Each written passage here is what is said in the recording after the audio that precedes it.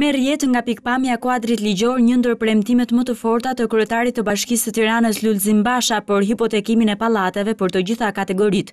Memorandumi firmosur pak ditë më parë nga kryebashkiaku Basha, ministri i Drejtësisë Halimi dhe ministri i Punëve Publike Oldashi, u miratua në formë udhëzimi nga qeveria. Sipas kryeministrit Berisha, udhëzimi që çliron lejet e shfrytëzimit të bllokuara nga Bashkia e Ramos për shkak të burokracive dhe praktikave korruptive, tashmë i jep përgjigje çdo problematike. Dhe sipas kategorisë rregullorja ofron dhe zgjidhje. Rëndësia e jashtëzakonshme është kjo, sepse me këtë rregullore bëhet e mundur që të pajisen me leje shfrytëzimi pallate, ndërtime, të cilat në total vetëm me detyrimet e tyre çlirojnë një kapital, kontribojnë me rreth 700 deri në 800 milion euro.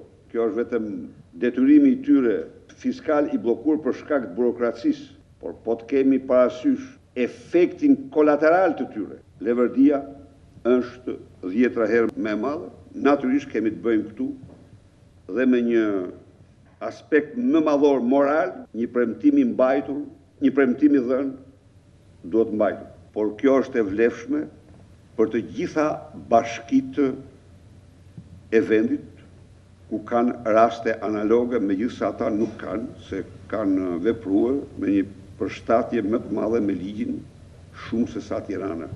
Mosha digjitale ishte një tjetër moment gjatë fjalës së kryeministrit Berisha, i cili kërkoi që në 100 vjetorin e pavarësisë, Shqipëria të jetë digjitale. Në këtë kuadër, përparësi në buxhet, do të kemë projekte tek kësaj fushë.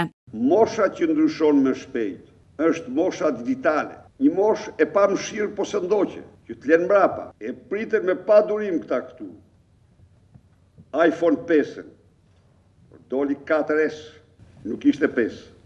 Ndaj dhe duhet që sistemet që vendosin të kenë të gjithë mundësinë dhe përshtatjen me sistemet që vinë.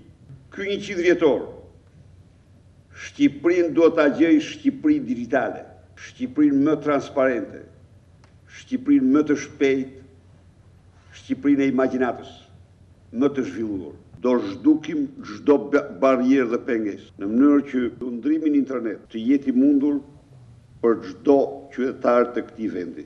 Kryeministri tha se do të bëjë gjithçka që tregu internetit 3G të bëhet sa më konkurrues, ndërsa po përgatitet edhe kuadri ligjor për internet 4G.